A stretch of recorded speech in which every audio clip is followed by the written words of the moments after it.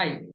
Germany FSD വിസയ്ക്ക് apply ചെയ്യുമ്പോൾ ശ്രദ്ധിക്കേണ്ട ഏറ്റവും പ്രധാനപ്പെട്ട ഒരു ഡോക്യുമെന്റേഷനെ കുറിച്ചാണ് ഈ ഒരു വീഡിയോയിലൂടെ ഞാൻ നിങ്ങളുമായി ഷെയർ ചെയ്യുന്നത്. ഈ ഒരു മിസ്റ്റേക്ക് വരുത്തിയാൽ നിങ്ങളുടെ വിസ റിജക്ഷൻ ആവാനുള്ള സാധ്യതകൾ വളരെ കൂടുതലാണ്. ഇത് FSD വിസയ്ക്ക് അപ്ലൈ ചെയ്തിട്ടുള്ള ഒരു കാൻഡിഡേറ്റിന് വന്നിട്ടുള്ള വിസ റിജക്ഷൻ ലെറ്റർ ആണ് നിങ്ങൾ ഈ കാണുന്നത്.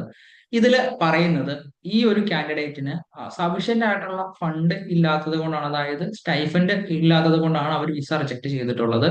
ഞാൻ എന്റെ സ്ക്രീൻ ഒന്ന് ഷെയർ ചെയ്യാം. ഇതിൽ പുതിയ അപ്ഡേറ്റ് പ്രകാരം ജർമ്മൻ കോൺസുലേറ്റ് ബാംഗ്ലൂരിന്റെ വെബ്സൈറ്റിൽ നമുക്ക് ചെക്ക് ചെയ്ത് കഴിഞ്ഞാൽ അറിയാനായിട്ട് പറ്റും. ഞാൻ സ്ക്രീൻ ഷെയർ ചെയ്യാം, 1 സെക്കൻഡ്.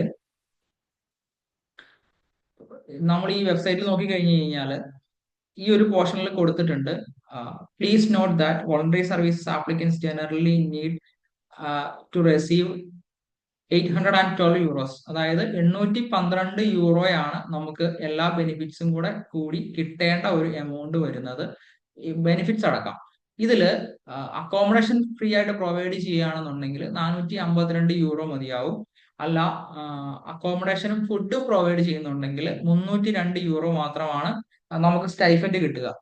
ഇതില് ഈ ഈ ഒരു ആപ്ലിക്കന്റ് അപ്ലൈ ചെയ്ത സമയത്ത് അദ്ദേഹത്തിന് സഫീഷ്യന്റ് ആയിട്ടുള്ള ഒരു ഫണ്ട്, അതുപോലെ തന്നെ അക്കോമഡേഷൻ പ്രൂഫും അതുപോലെ തന്നെ ഈ മീൽസിന്റെ പ്രൂഫും പ്രൊവൈഡ് ചെയ്യാത്തത് കൊണ്ടാണ് ഈ ഒരു വിസ റിജക്ട് ആവാനുള്ള കാരണം.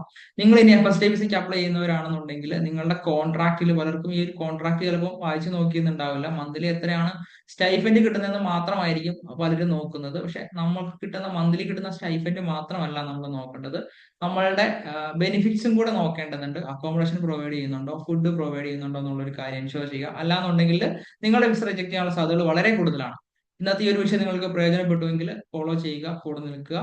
കൂടുതൽ വിവരങ്ങൾക്ക് ഞങ്ങളെ കോൺടാക്ട് ചെയ്യാവുന്നതാണ്. Thank you all.